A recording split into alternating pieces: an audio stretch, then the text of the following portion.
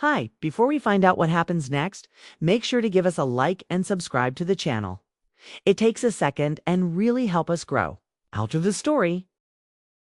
My name is Naomi Barrett, and I learned the price of being responsible on a Tuesday that started with champagne-colored paper. The wedding invitation arrived like a summons, expensive cardstock, gold foil lettering, my name handwritten like an afterthought. Grant Barrett requests the honor of your presence, it read. The Meridian Country Club. Black tie requested. 6 months of silence, then this. My brother's voice hadn't graced my voicemail since Christmas, when he'd asked about my investment portfolio before hanging up when I changed the subject.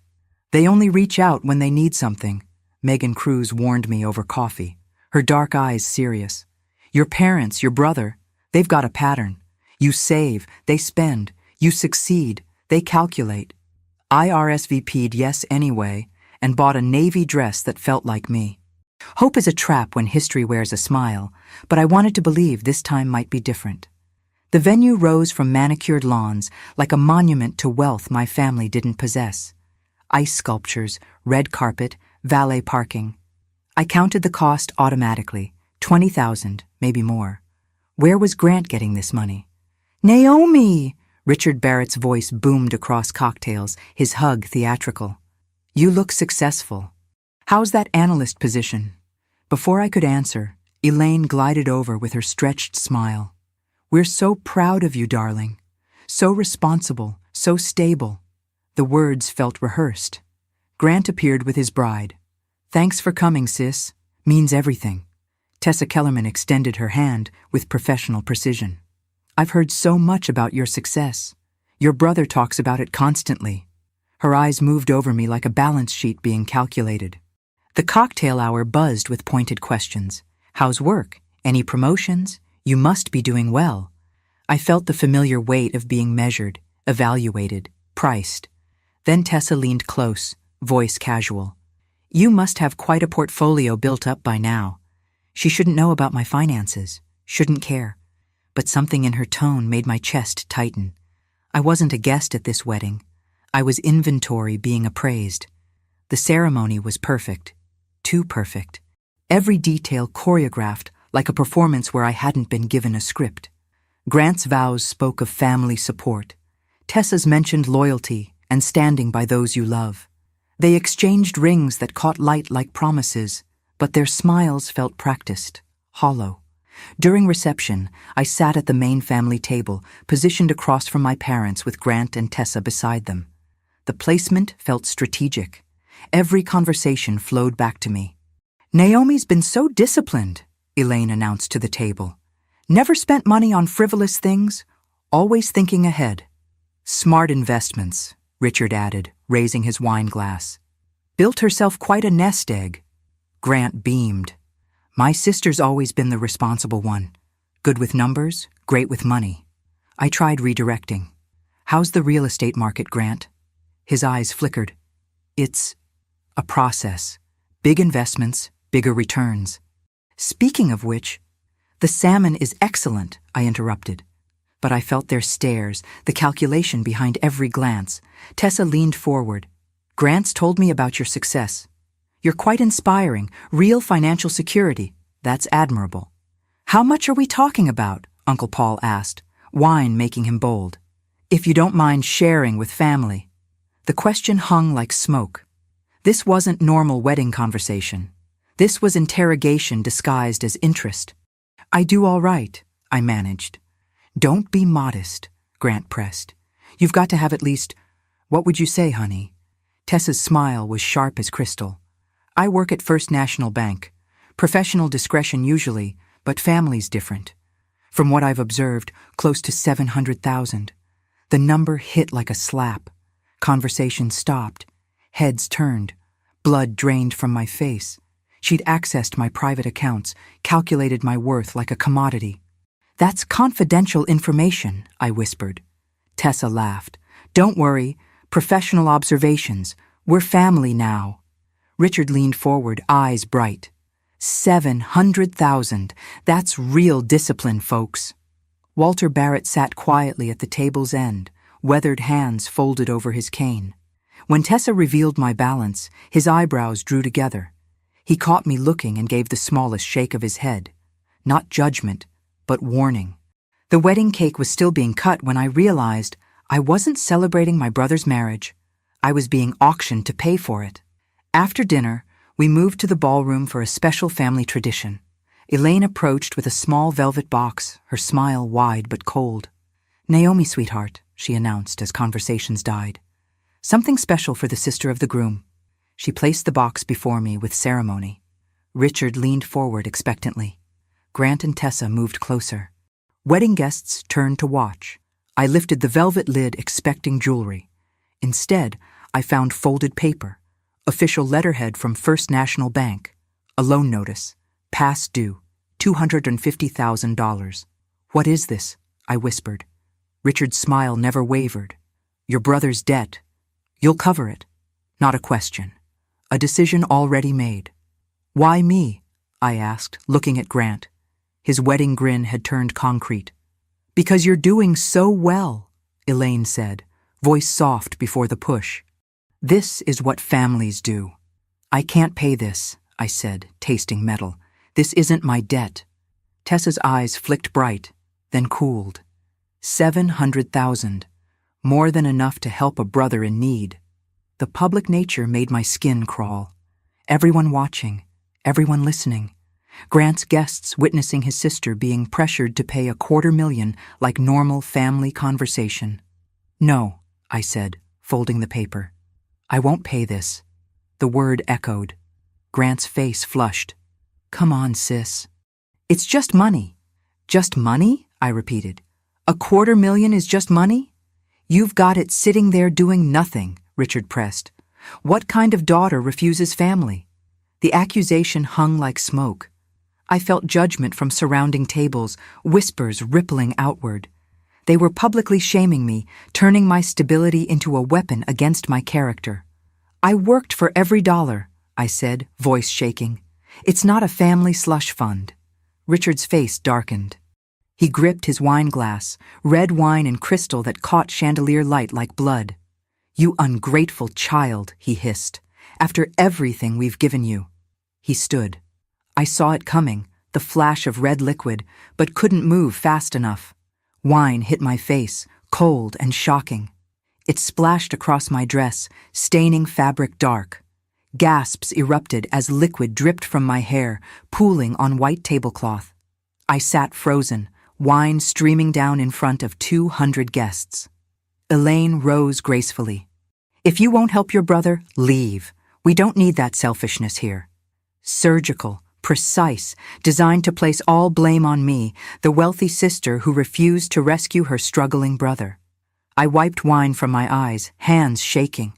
"I won't be your solution," I said, reaching for my purse.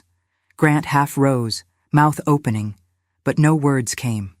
Tessa had gone pale, confidence evaporating. But as I stood, Walter Barrett rose slowly, cane tapping once against marble like a gavel. His weathered face was set in barely contained fury. For 78 years, he'd been the quiet observer.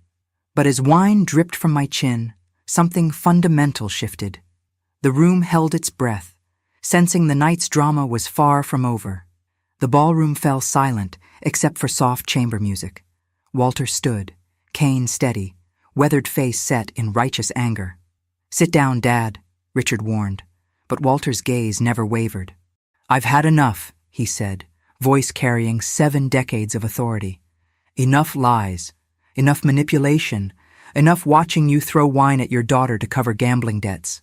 The word gambling hit like lightning. Grant went white. Tessa's mouth opened in surprise. Wedding guests leaned closer. Walter reached into his jacket, withdrawing a manila envelope thick with papers. "That debt isn't business, it's casinos, luxury cars, Paris flights." He laid documents on the table like courtroom evidence. Bank statements, credit card bills, withdrawal slips. Each paper fell with deliberate precision onto white tablecloth. 50,000 to Silver Star Casino, 35,000 for a BMW, repossessed 6 months later, 40,000 for European vacation while his wife worked double shifts. Grant tried interrupting. Grandpa, please. No. The word cut through protest. You aimed your sister like a weapon at your debt. Walter turned to Richard. And you helped orchestrate this, coach them on pressure tactics, turned your daughter's responsibility into family obligation. Richard's bluster evaporated. Dad, you don't understand. Family means protecting each other, not exploiting, Walter snapped. You threw wine at your daughter because she wouldn't bankroll addiction. The room was dead quiet. Wedding guests abandoned pretense, witnessing the Barrett family implode. Walter faced Tessa. You used your bank position to access private information. That's not just unethical, it's illegal. Tessa flushed crimson. I was helping. You were calculating, he interrupted. You saw numbers and decided they belonged to your problems. He pulled out his phone. Naomi, what's your number? I was in my car when he called, wine still sticky on my dress. Sweet girl. His voice was gentle now. You deserve truth. He told me everything. Casino visits discovered through statements, Paris trip charged to my parents' cards, BMW that was midlife crisis, not business investment. I should have spoken up sooner, Walter said, regret heavy in his voice. I should have protected you. The apology cut deeper than wine. First adult choosing me over convenience. Thank you, I whispered. I thought maybe I was being selfish. You're not selfish for protecting what you've earned, he said firmly. You're not wrong for refusing to enable gambling disguised as family obligation. Back in the ballroom, Walter ended the call and faced stunned faces. The reception had transformed into reckoning years in the making. You will apologize, he told Richard with absolute authority. You will find another way, and you will never pressure Naomi again. Silence was deafening. Grant slumped like a deflated balloon. Tessa stared at her bouquet. My parents sat frozen, their plan crumbling. By the time I reached Boise, my phone buzzed with calls from extended family. Walter had spread truth as efficiently as lies had been spread. The Barrett reputation began crumbling that night. And for the first time, I felt genuinely protected by someone who loved me. Consequences rippled outward like cracks in glass, spreading through Idaho Falls with devastating precision. By Monday, whispers followed Richard through his insurance office. Clients questioned ethics and family values. The wine throwing had been witnessed by half the country club's membership. At First National, Tessa's situation deteriorated faster. Walter had documented her breach with timestamps and account numbers. By Wednesday, she faced her supervisor about accessing private information. Banking regulations don't make exceptions for weddings. Grant's empire collapsed when creditors realized the debt was just the beginning. BMW repossessed. European vacation charged to maxed cards. Casino debt stretching back 3 years. Elaine's social circle fractured. Book club met without her. Church ladies whispered about dysfunction. Bridge games became minefields of uncomfortable questions. But the most significant change came from extended family. Aunt Judith called the morning after. Walter told me what happened, she said warmly. Paul and I are proud of you for standing your ground. I feel terrible, I admitted. Part of me wonders if I should have helped. There's a difference between helping family and enabling destruction, Judith said firmly. Grant doesn't have cash flow problems. He has gambling addiction. Giving money would be like giving alcohol to an alcoholic. Uncle Paul added his voice. We've worried about this pattern for years. The way they've treated you as their bank account, calculated your success instead of celebrating it. Other family members had noticed too. Cousin Sarah wondered about Grant's expensive lifestyle on a teacher's salary. Aunt Martha questioned why my parents always knew my exact earnings. Uncle Stephen was uncomfortable with gatherings centering my financial achievements rather than personal happiness. Walter became my lifeline. He called every few days, never pushing, always present. We talked weather, his garden, hard truths about family dynamics he'd observed, but kept quiet too long. I'm proud of you for choosing yourself, he said during one call. That takes courage most people never develop. Those words patched something wine couldn't tear. I made practical changes, switched banks where Tessa had no access, changed passwords, secured financial information, established clear boundaries about money discussions. The hardest part was immediate family silence. Richard never apologized. Elaine sent one text, "We miss you," with no acknowledgement, no ownership. Grant posted motivational quotes about resilience, but never reached out. Tessa resigned after internal investigation confirmed Walter's allegations. The ethics violation would follow her to any financial industry employment. Their marriage, built on shared desperation, began showing cracks immediately. 3 months later, Judith invited me to Sunday dinner. "Whenever you're ready," she said, "we'll always have a chair." I wasn't ready, but knowing the invitation existed meant everything. Forgiveness isn't a door they walk through, it's a fence I build with a gate I control. The lock serves my peace, not their convenience. 6 months after Grant's wedding, I wake to September light streaming through my apartment windows, and the quiet feels different now. Not empty, peaceful. The kind of silence that belongs to me instead of hiding from something. My morning runs through the Boise foothills have become meditation in motion. My feet finding rhythm on trails that wind between sagebrush and wildflowers. The air tastes clean, free from the suffocating weight of other people's expectations. Each mile resets my lungs and quiets the voices that used to whisper about family duty and selfish daughters. The routine has become sacred. Up at 6, coffee that I grind myself from beans I actually chose, not whatever was on sale. Lacing up trail runners that I bought because they felt good on my feet, not because they were practical or responsible. These small rebellions against the person they expected me to be feel like daily acts of revolution. Work feels clean again, too. Numbers that don't lie or bleed, spreadsheets that balance because math doesn't manipulate. My clients trust me with their financial futures, and I honor that trust without calculating what they can do for me in return. The contrast to my family's approach is stark and healing. Last week, Mrs. Chen brought me cookies after I helped her restructure her retirement savings. "You saved me from making a terrible mistake," she said, pressing the tin into my hands. "Thank you for looking out for me instead of your commission." Her gratitude was pure. No strings, no calculations, no hidden agendas. Just appreciation for work well done. I nearly cried in my office after she left, overwhelmed by the simple honesty of the exchange. My apartment holds light differently now, like it finally belongs to me instead of serving as a showcase for my fiscal responsibility. I've redecorated with things I actually love. Art from local artists whose work speaks to me. Books I want to read rather than books that look impressive on shelves. Plants that thrive in Western windows because they bring me joy, not because they're practical. The ceramic sunflower piggy bank from my childhood sits on the kitchen counter now, not as decoration, but as reminder. Sometimes I drop loose change into it, listening to the familiar clink that once meant security. But now it represents something different. The sound of choices made freely, without anyone else's approval or calculation. Walter calls every Thursday evening, our conversations a steady anchor in what used to feel like stormy waters. He never pushes for reconciliation or pressures me to forgive.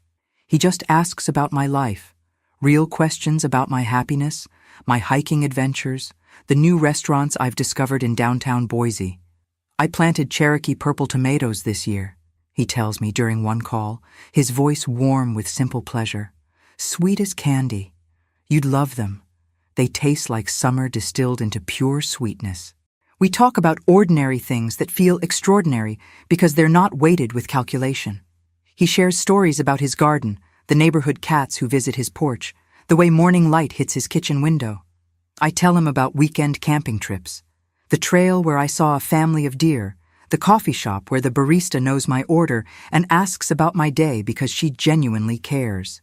Sometimes we discuss the harder parts too, how family manipulation disguises itself as love, how setting boundaries feels like betrayal until you realize it's actually self-respect, how healing happens in small daily choices rather than grand gestures. "Your parents used to be different," he admits one evening, his voice carrying the weight of decades. "Before the money pressures, before Grant's problems became everyone's emergency. They used to celebrate your achievements instead of calculating them." "What changed?" I ask, genuinely curious. "Fear," he says simply. Fear makes people do ugly things to the people they love most. They were so afraid of losing their comfortable life that they decided you should fund it. But fear doesn't excuse throwing wine at your daughter in public. The insight helps me understand without excusing.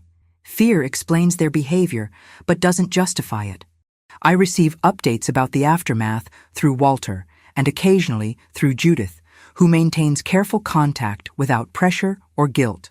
The news is never good, but it's no longer my emergency to solve. Grant and Tessa's marriage lasted 8 months before imploding under financial stress and mutual resentment. The wedding debt was eventually handled through bankruptcy court, a public humiliation that followed them both for years. Tessa never worked in banking again. The ethics violation meant no financial institution would hire her, and she eventually moved back to her parents' house in Oregon. Grant bounced between jobs and apartments, his addiction to gambling replaced by an addiction to self-pity and motivational quotes posted on social media. My parents' social standing never fully recovered. The wine-throwing incident became local legend, whispered about at church potlucks and country club events. They'd sacrificed their reputation to pressure their daughter, and the community's judgment was swift and lasting. But the most significant change came within our extended family structure. Walter's courage to speak truth had created space for others to acknowledge what they'd observed but stayed quiet about. Judith and Paul began hosting Sunday dinners that became the new family center, gatherings built on genuine affection instead of financial calculation. "We're having everyone over this weekend," Judith mentions during one of our occasional calls. "Just family who wants to be family, not family who needs something from family. Your chair will be here whenever you're ready." I'm not ready yet, but knowing the invitation exists provides comfort. Someday, when I can trust my own peace around family dynamics, I might accept that standing invitation. The choice would be mine, made from strength instead of obligation, healing instead of habit.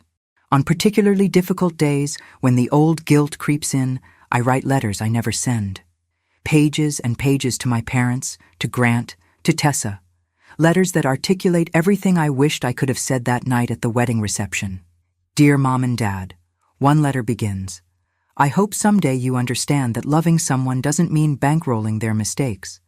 I hope you learn the difference between supporting family and enabling destruction. I hope you discover that your daughter's worth isn't measured in her ability to solve problems she didn't create.